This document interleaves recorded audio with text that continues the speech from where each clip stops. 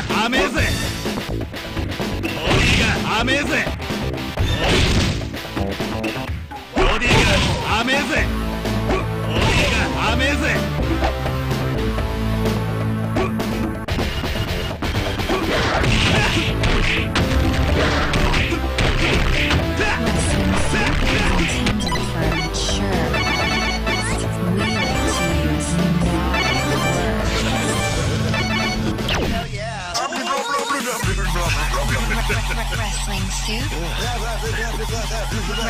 Wrestling soup. No, not these guys. Wrestling soup. My fans love this.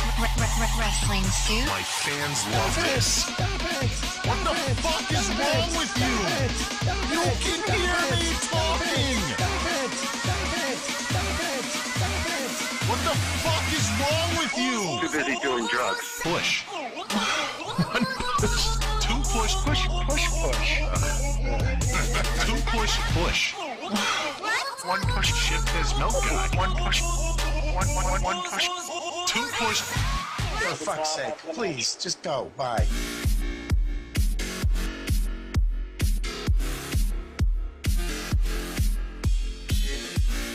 Thursday night, May 5th. You're listening to Wrestling Soup. I am Anthony Missionary Thomas, joined along with Joe Numbers. Oh, that's the sassiest intro I've ever heard. Sassy. Yeah, that just makes me want to rotate my shoulders in a circle.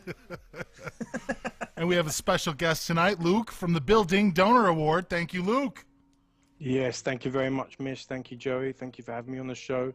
I'm going to try and win the Soupy for being the least crazy-sounding English person that you have on the show in 2016. That's a challenge, man. Stiff competition. Stiff, yes, absolutely. Obviously, coming into the show a little bit late tonight for the people that are listening live on Mixlr. But there's a reason for that, isn't there, Joseph? Yeah. I was out celebrating. Celebrating what? This was the last class that I've had to take for my grad school fucking career, I guess you could call it. No more school? No more books? Oh, well, not exactly, but for now I'm done. You get the summer off, right? Kinda. Does this mean that you now have to set up a Patreon for your student debt?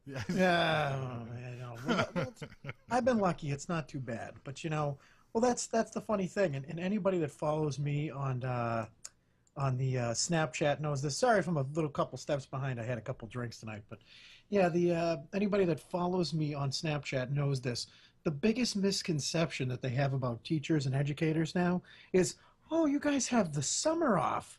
It's like, yeah, you'd think that, but first and foremost, nobody pays you. So it's not really like you have it off. Right. Do you see what I'm saying? Like, it's not like, oh, hey, you have it off and here's your fucking paycheck. Like, no, you're not getting a check. So therefore, technically, you don't have it off, Yes. And secondly, you don't really have it off anymore because you have to take classes. There's usually, if not always, some sort of certification exam, or you'd have to be. It's pretty fucking brutal, dude. It's not like where it was in the 90s or the 80s, where it was like, hey, like a movie where the teacher's sitting there like drinking a fucking Bloody Mary on a July afternoon. It's not like that anymore. It's not like Dazed and Confused where all the teachers go out in the back and smoke fucking pot. Yeah. Yeah. Well, I don't know. Maybe in Chicago or Baltimore or somewhere they're getting. How old are the people that you're going to be teaching?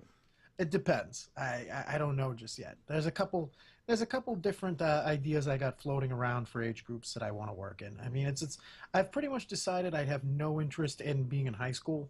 Really? No. I would think that you'd have more interesting conversations with people in high school, if anything. No, I like kids. I like working with younger kids. I think I enjoy the idea that what I'm saying might actually be able to help. Do you see what I'm saying? Like, with a lot of high school kids, unless they like you, they've completely zoned out. Ah. Yeah. You know what I mean? Like, Yes. They make that decision, like, within a minute and a half of meeting you, and if they don't fucking like you, then it does not matter. I know. I would just think that, your humor and the way that you come off to people and stuff like that, you would think that high school students would appreciate that more, and if anything, pay more attention to some of the advice and wisdom and experience that you have, Well, as opposed to children that might be a little lost at some of the Bostonian jokes that come out. Well, I appreciate your vote of confidence, but yes. if you haven't noticed this trend about me for like the last 6 years, is my humor tends to be mean joke, dad joke, mean joke, dad joke, mean joke, dad joke. So as long as I can get most of the mean jokes out, most of my jokes are kind of just dad jokes. I got you. It's no mean jokes around the 5-year-olds. Gotcha. No. They need the truth. They need the harsh truth. Yes. Can you just imagine that? Some kid walks in, some 8-year-old walks in with a "I voted for Trump" T-shirt. Gosh. No, dude. Let me tell you, little kids, for the most part, as far as like what's going on with the election, at least from my experiences, they're just like they're very confused because like, and I don't know if I've said this before. I feel like I might have said it on a shitbox, but think about it if you were like a 9-year-old kid who was from Guatemala, and all you're seeing on TV is that people are going to deport you. How do you think you feel? You know what I mean? Yeah. Like, and I'm sorry to bring it down and be such a huge bummer, but like, think about like when you were like 8 or 9, and there was literally like the presidential candidate was like, "Get the fuck out!" Right. When I was 8 or 9, it was a choice of Michael Dukakis or George original Bush. Very, very depressing. Reagan was on his sailing out the back door, and it was just like a future of uncertainty. I couldn't remember a time when Ronald Reagan wasn't the president. Oh, man. And that was a worrying fact, believe it or not. Original Bush, too. Not even that extra crispy brand. No, not the Jeb flavor. Dude, Oh, jeez. You know what Jeb was the grilled flavor. It was popular for a month. Yeah, it was popular for a month with all the people that were on diets, and then nobody talks about it anymore. Wait. Are you shitting on Jeb Bush? I'm I just saying wouldn't care, he's like the time KFC brought out that sandwich that was 2 pieces of chicken with lettuce and cheese in the middle. You know what though? Like now in hindsight, would you not? You know what? I kind of like. Let's see if I can say this the right way. I kind of liked Jeb Bush because I think that he's a smarter version of George Bush, as in like he's gone through some shit. Like Jeb Bush, he's married to a woman who's a Mexican immigrant. His daughter was a fucking former drug addict. Like I refuse to believe that he's as lame as people made him out to be. So are W's. No.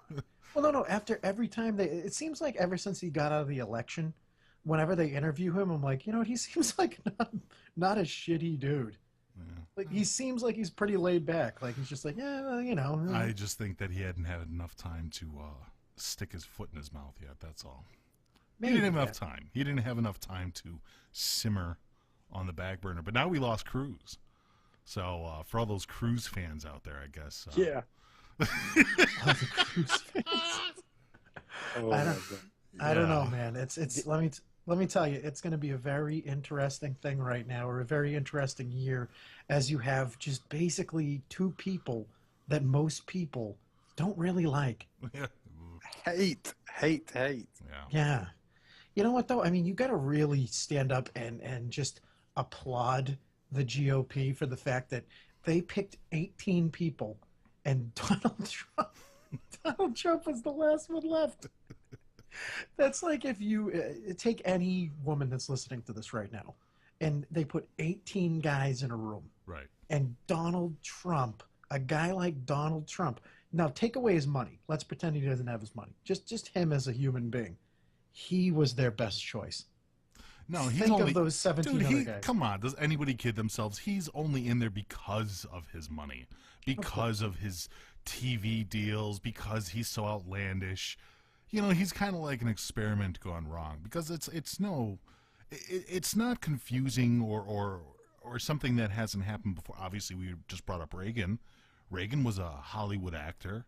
You know, they've had people that have been in Hollywood and on TV that have been famous before and had money. Arnold Schwarzenegger in California.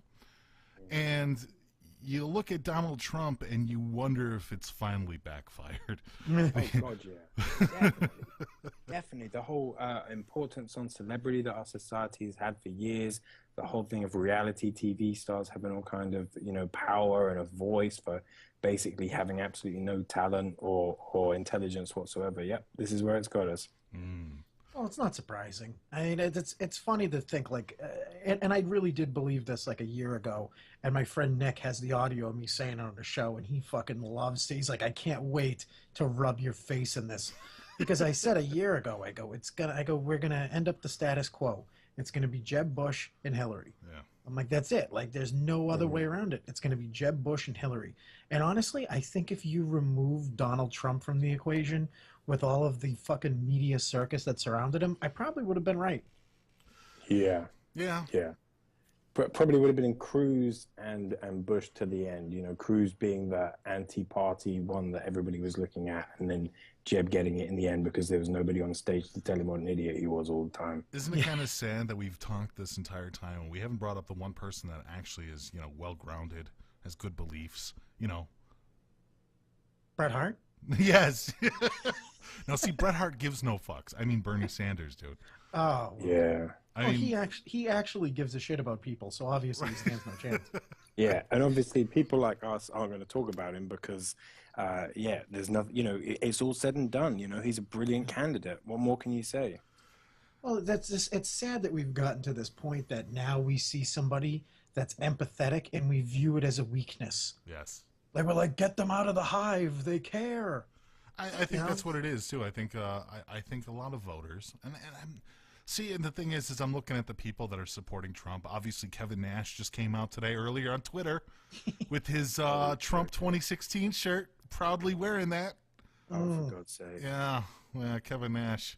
So, I mean, you just get an idea of some of the people that actually follow Trump and actually believe in what he's saying. There was an interesting news article posted last week on the Huffington Post about Vince McMahon being a possible candidate for Trump's VP. That's Good Lord. That's just too ridiculous. I don't believe that.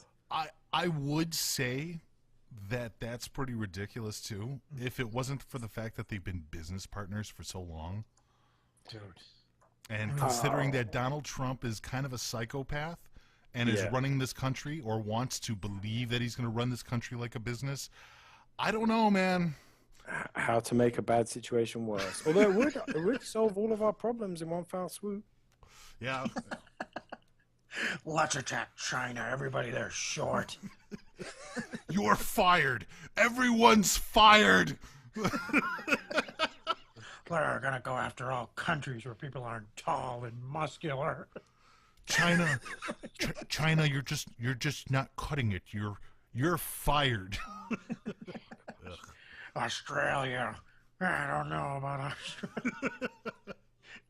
There's that is the. I mean, if you really want to seal your death warrant, okay. People already in the GOP, like the real hardcore, right-wing people, they're already getting off of the Donald Trump train because they don't respect a guy like that. Like, if you're a legitimate Christian, if you're the type of person, I'm talking church on Sundays, you say darn, you've touched one pair of titties in your whole life, are you respecting Donald Trump? Let's be real. No, of course not. No fucking way are you looking at him and going, oh, okay. At least, and I'm sure a lot of those people, like those real Bible thumping people, they're not even going to cast a vote. Right. There's no way, because they ain't voting for Hillary, that's for sure. No. It's kind of funny, when you bring up all the experts and stuff like that, talking about it, Daily Show, Trevor Noah actually had like a little montage bit of like all of these people, Fox, CNN, MSNBC, all of these professional political analysts all saying there's no way Trump is going to be the last guy standing. No way he's going to be in the elections. No fucking way. And just clip after clip after clip after clip of all these people just, I'll eat my right hand. I'll chop off my dick. It's just, and it's like, yeah. And here we are, literally just a year later from a lot of those clips. And we're really stuck between Hillary and Trump. You can't dare Americans. You can't dare them. You can't say to them, you guys won't be that stupid. Yeah, I know, right? I mean, you can't say that to us. Like, you really can't. Like, you guys won't eat a pizza that weighs 17 pounds. Well, here's an interesting question, because, I mean, here we go. I don't know anybody in my personal life. I see people on Facebook all the time, yada, yada, yada, nothing for social media. But in my personal circle, going to the station, going to, the school, going around the neighborhood, etc., I don't know of anybody that's in the Trump camp, personally. Like, it's like, where are they all coming from? I don't know about you, Luke. I don't know about you, Joe. If you guys know people that are really behind Trump. I do. You do? Yeah. Oh, okay. I actually have a couple people that I'd consider fairly close friends that are really, really into the guy. And it's really very surprising to me, just because not that I think that they're, not bright people. Right. It's just there's this... just like there's a real idealism to being incredibly left, there's a real idealism to being incredibly right too. Yeah. There's just like a weird tribalistic thing where it's just like, we're going to do this and that's going to happen. And you're like, well, what about the million X factors? Don't matter. It's just how I think. And that's it. Yeah, and I think Donald Trump really plays to that.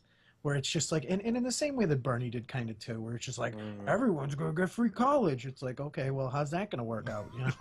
Just like, we're going to get rid of all the brown people. Okay, how the fuck are you going to do that? Like, in what universe are we going to make this happen? What about you, Luke? You got anybody local to you? Well, there's a couple of crazy people on the Facebook who are going out for Trump. And then I've got a couple of, family members and stuff who I I actually quite respect, who have like told themselves this incredible lie that what Donald Trump is saying right now is just to get attention and just to separate himself from the Republican pack, and that he's actually not as dumb as he looks, and he's going to hire the right advisors and everything's going to be okay, which I just don't really believe. In a perfect world, that'd be nice. I mean, to a point, I believe I believe a lot of Donald Trump-isms, or whatever you want to really call them, is a shtick. I don't fucking doubt that for a minute. He does a lot of stuff for shock value. It's no surprise to me. That's what he does. That's how he's always done business, is a shock value kind of business. And it's worked for him. He's turned it out fairly well. You know, and if not him, then his wife and his kids, you know, they all have, you know, this business acumen about them. I think, you know, to a lesser extent, Obama kind of did the same thing. You know, the call for a change, all the promises that he made before his first term election. You know, I think there was a lot of pomp and circumstance that went around that all kind of fell flat as soon as he was elected. But I don't doubt that Donald Trump is kind of using the same exact tactic. It's just the way that he's promoting himself is scary to me. Yeah, and the fact that he can't string a sentence together. Yeah. Or make any clear, definite election promises that make any kind of sense. But anyway. Well, two things to end this, just to end this little diatribe and Sure. move on to other news. One, if he picks Vince McMahon, I do think that's pretty much, there's no way around that.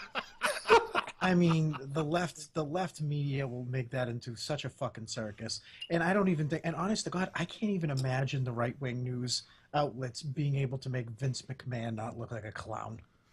You know, really think about that for a moment. Vince McMahon with any kind of political clout, let alone Vice President Vince McMahon.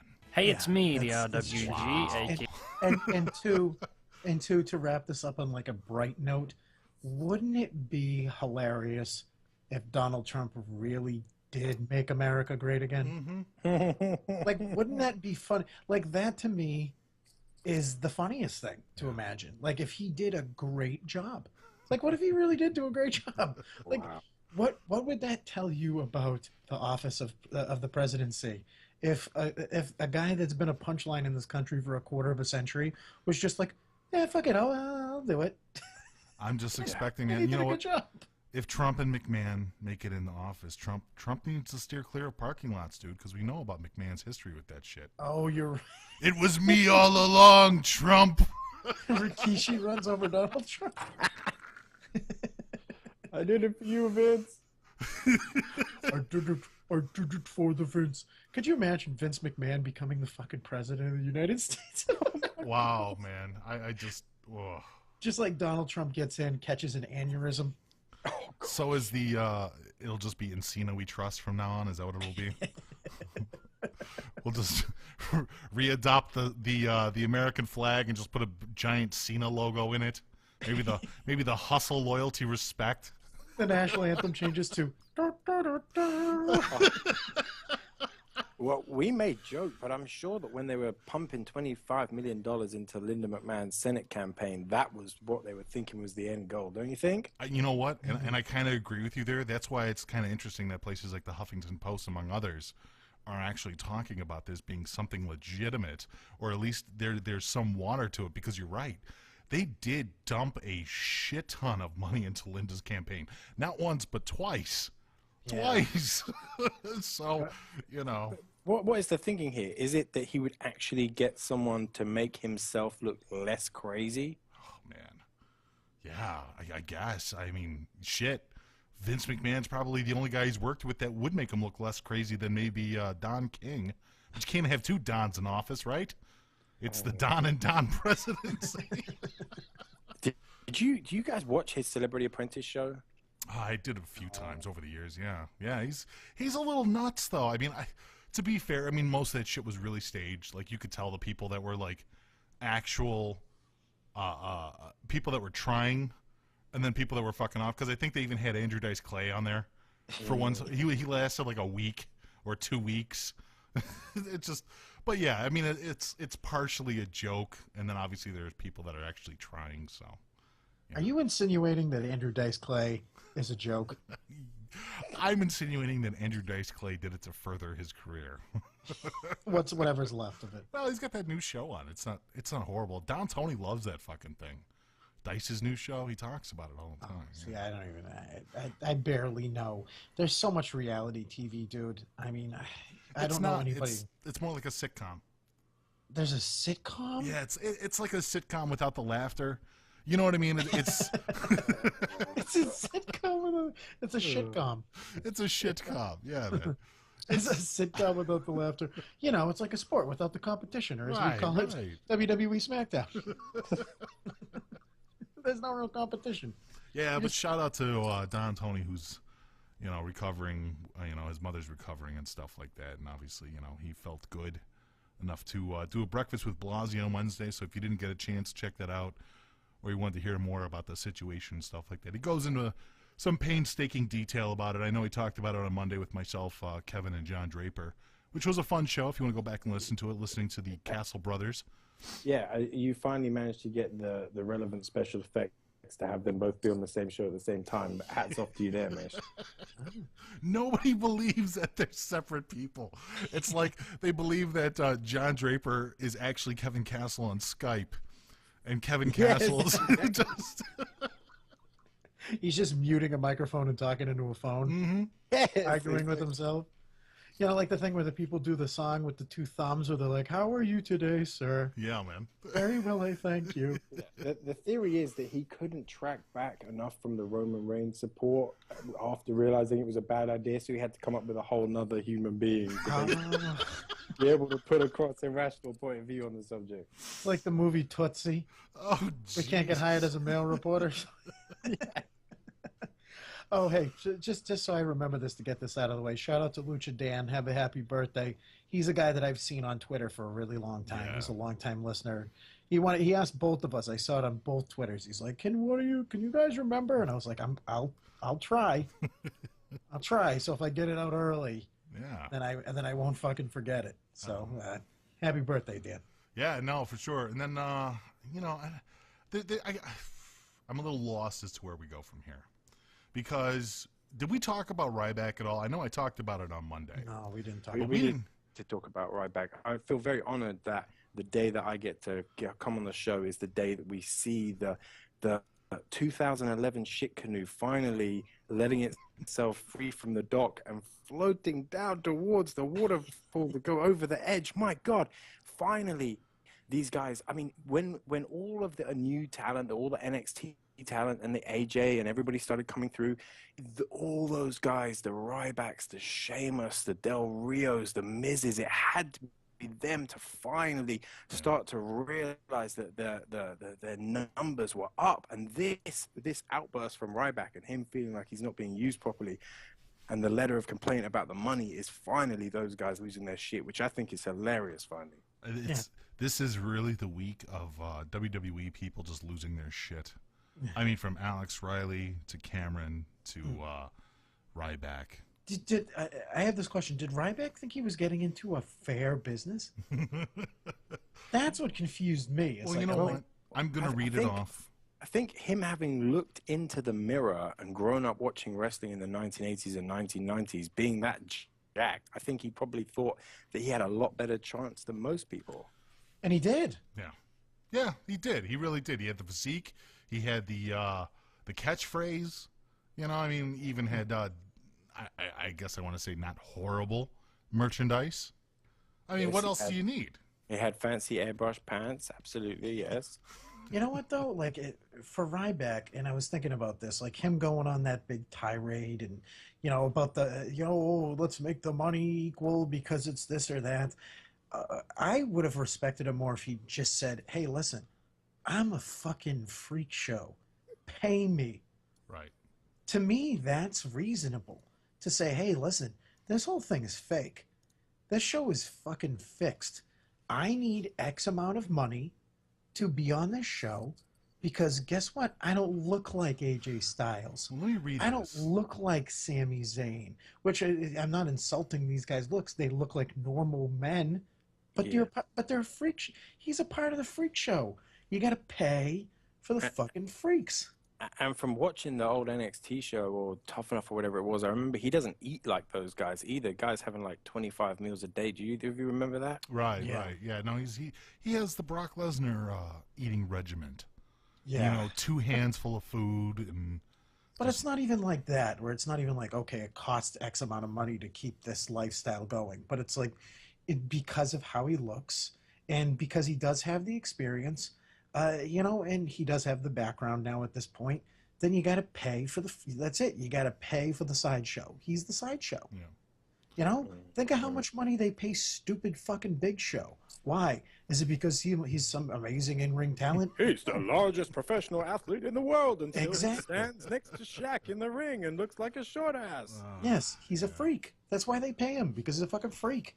So I'd be fine with Ryback saying, you got to pay me more because I'm different. Because at this point, he's different looking than every other guy on that show. Who looks like him? May 3rd, Ryback jumped on Tumblr, and this is the full article. I'm going to read it off as fast as I possibly can. Okay. But Take your time, enjoy it. Maybe we have to hear from him. Put on some smooth jazz. I got a little sad piano music. I think that would work, right? Oh, there we go. Yes. So he titles it "Feed Me More." Aha. Get it? Today I sit and fly home, and for the first time in years feel absolutely free. I will start by saying I did request to be taken off of WWE television until myself and Vince could get a yes or a no on a new deal. This has been going on since my IC title run, and had been nothing but a major strain on my life, as all I've ever wanted to do was work for WWE. I was told to head home, and until we agree or not agree to specific terms, and contrary to reports, it isn't over money or a bus and stuff. That was settled a while ago. It comes down to a major problem I have with not only WWE, but wrestling in general. Wrestling, I know the piano. Wrestling is predetermined. We as performers know before we go out to that ring or perform a backstage scene who is winning and losing, etc., or have a general idea of what we are going to say. It blows my mind in a sport which is predetermined from a company standpoint. Winners are paid so much more than the losers. I almost want to stop there, but then I don't, because I mean, that says a lot right there. Every single person who works for WWE from top to bottom is absolutely just as valuable as the next. Wrong. The winners cannot win unless the losers go out there and agree to lose to them. It blows my mind that in this day and age, though, we still adhere to this formula. Obviously, things have always been this way, but does that make them right? Times have changed, and our goal as human beings should be to evolve and learn from our past and the past of others so we can make this world a better place. Martin Luther Ryback over here. He didn't really say that, did he? He said that. Oh, free at last. Free at last. Ryback, get out of the back of the bus, you. I have a dream that all giant roided out assholes in a pair of whitey tighties. Why is it a guy who is told that he's going to go out and lose does everything he is told to be paid not only less, but much less than said winner over a period of time? Hey, guy. Well, I got a question for you. Why does Norman Reedus on The Walking Dead make more money than a zombie that he stabs in the face? That's unfair. That's right. That's right.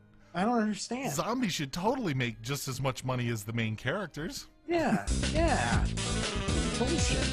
Every single performer for WWE sacrifices the same amount of time. Every single man or woman goes out and does what they are told.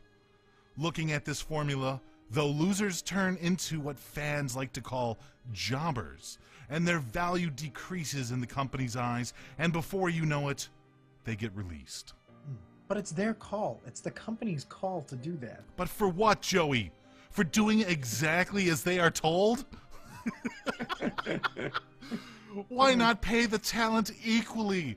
The winners have more merchandise as it is, and they are supposed to anyways, so that they get extra perks. But why make the guy who is told and agrees to lose learn earn even less and sacrifice spots in big pay-per-view matchups, etc. This is one of those major problems with wrestling and the WWE today. Most guys. If this was a voicemail, I think you would have turned the vacuum cleaner on by now. Why isn't Smash Mouth still on the radio? No, I just love the fact that he's heralding this. Like, he is standing on top of a fucking mountain, and there's like eagles